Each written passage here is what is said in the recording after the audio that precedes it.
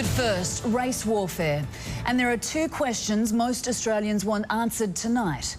How did it all come to this, and when will it end? Chris Simon throws some light on the racial violence. There's about 1,200 very angry Muslims, Lebanese, gathered outside the mosque. They're heading to Cronulla. Another night of violence with the threat of more to come. Tit-for-tat raids in a racial war between predominantly white and Middle Eastern suburbs.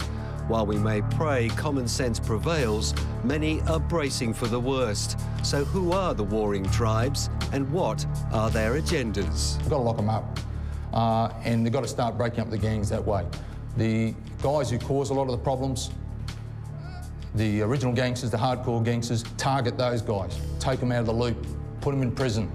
Brett Stevens, a risk management and counter-terrorism expert, has specific knowledge on gang mentality and what might happen here.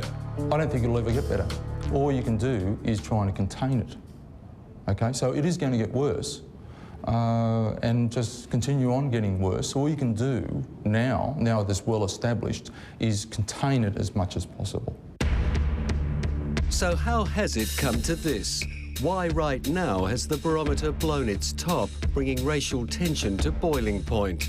It's not just that two volunteer lifesavers were bashed by a gang of Middle Eastern types. It goes deeper. It goes back further. A list of crimes committed by Muslim Lebanese or Middle Eastern descendants grows annually as the general community becomes increasingly disturbed. The bullets smashed through the front doors, shrapnel ricocheting all around them and glass spraying everywhere. Attacks on the police station at Lakemba in Sydney in 1998, where a drive-by shooting narrowly missed on-duty officers. A gang of 14 men raped a woman 25 times in 3 different locations. The horror gang rapes of young girls in 2000, where the guilty said the women asked for it. Made even worse when some of their community leaders almost endorsed their actions, saying if the girls wore revealing clothes, they deserved the treatment they received. For 16 months, the suspects were listened to, watched. Police decided they had to act. Then only last month, the apprehension and interrogation of a number of suspects who were linked to terrorism threats here, raising the collective temperatures of the Australian general public. What happened last weekend was the culmination of a number of anti-Australian crimes by perpetrators of a Middle Eastern background. Now, white Australians are saying enough is enough and are taking it out on anyone with a dark complexion. The kids, of course, were screaming because they saw the police car coming at night as well and they didn't know what's going on. Only last night, a Muslim family in Perth felt the impact of the Eastern Seaboard riots when a group of Caucasians threw abuse and eggs at their home. Why is it that the Muslim Lebanese youth are seemingly the only youth group that seem to be creating such a problem? Because everything is bagged onto the Lebanese.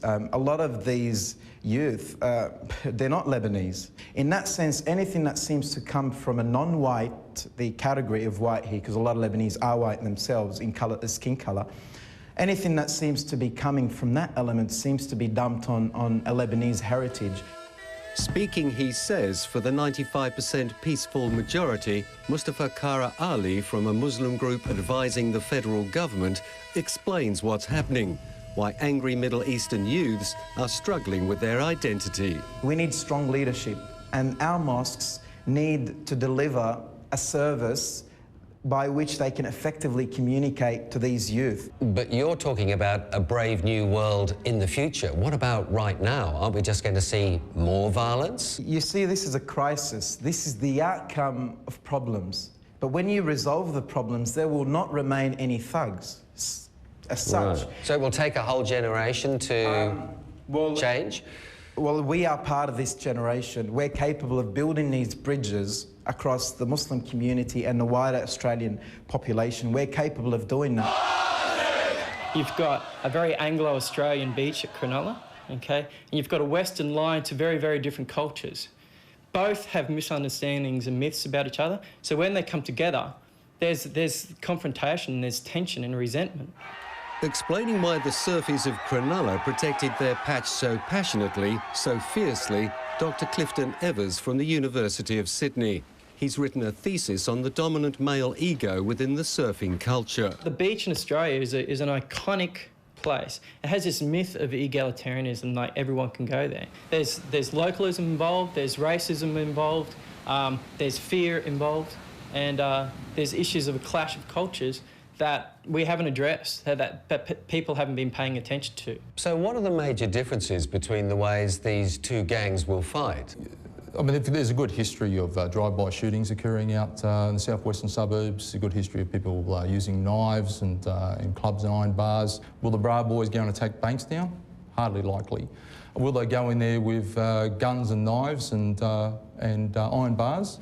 At the moment, no. We don't support any of the actions of the Cronulla people. We don't support any of them and never have, and none of us... The Bra Boys, Maroubra's notorious surfing clan, called a press conference today to distance themselves from their Cronulla counterparts and Sunday's riots.